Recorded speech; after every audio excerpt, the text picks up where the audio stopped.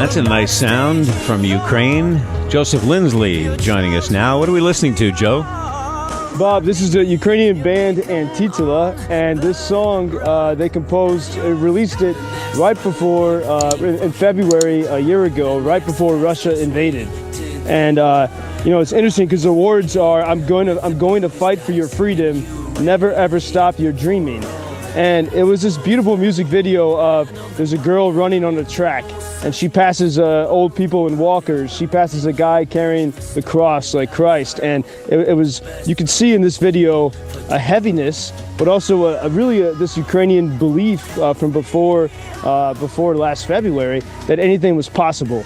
And there's a line where the singer says, tomorrow you can be the best version of yourself.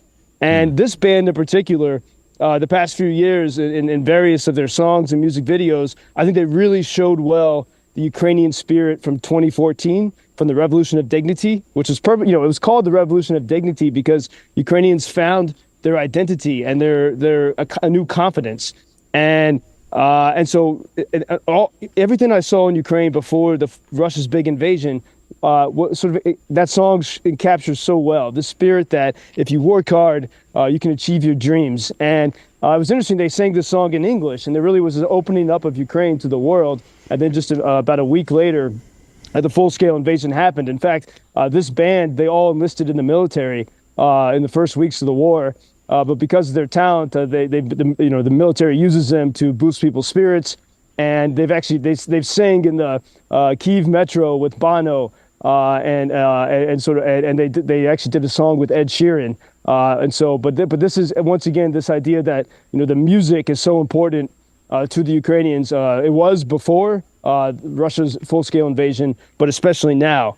And as I think of that song right now, today I'm in Kharkiv. I'm in that neighborhood from which I've spoken to you several times, North Saltivka. And it's such a strange series of contrasts. I mean, the road I'm looking at, the Russian tanks came down this road. And now today is quiet. I'm looking at a playground that was built a couple of years ago, and it's in ruins. There's pigeons and cats going around, but in the distance I can hear hammering. I know there is some rebuilding happening. And so, those previous 8 years before the war, after the revolution, you could say, I think Ukrainians, they really used their freedom well during that time, and they haven't lost that dream.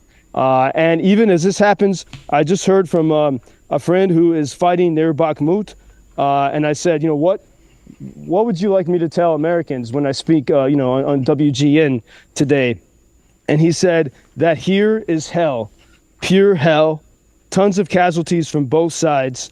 The main point is Russians are set to kill every single man and woman in Ukraine and destroy completely our culture and memory. And the guy who wrote that, he had an IT company in Lviv, and they actually worked with clients around the world. Their business was growing. There was probably about 25 people working in the office.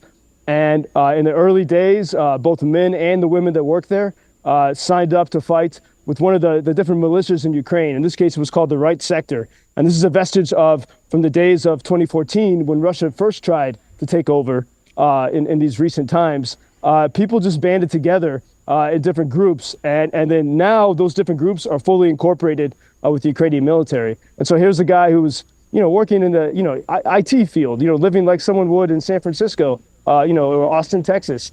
And now is in this hell, this surreal hell of Bakhmut, and really feeling deeply that, again, the Russians not only want to destroy Ukrainians, but also to erase any idea that, that like that music we just listened to erase any idea of that culture that was flourishing here. His words are so chilling. We should post that music video so our listeners can see that. Can we do that, Joseph?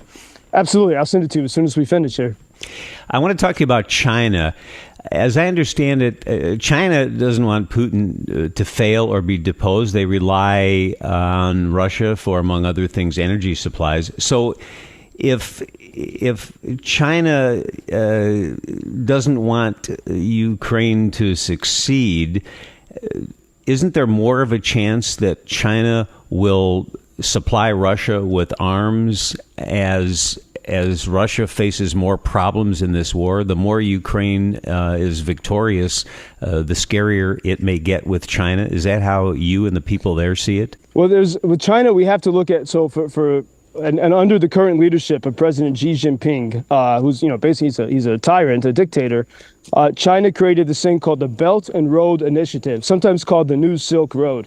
And the goal was to kind of use what some people call debt trap diplomacy. So China, for the past decade and a half, has given tons of money to African countries, to some European countries, but it's not really a gift. It's all in the form of loans. And it puts these countries in debt to China.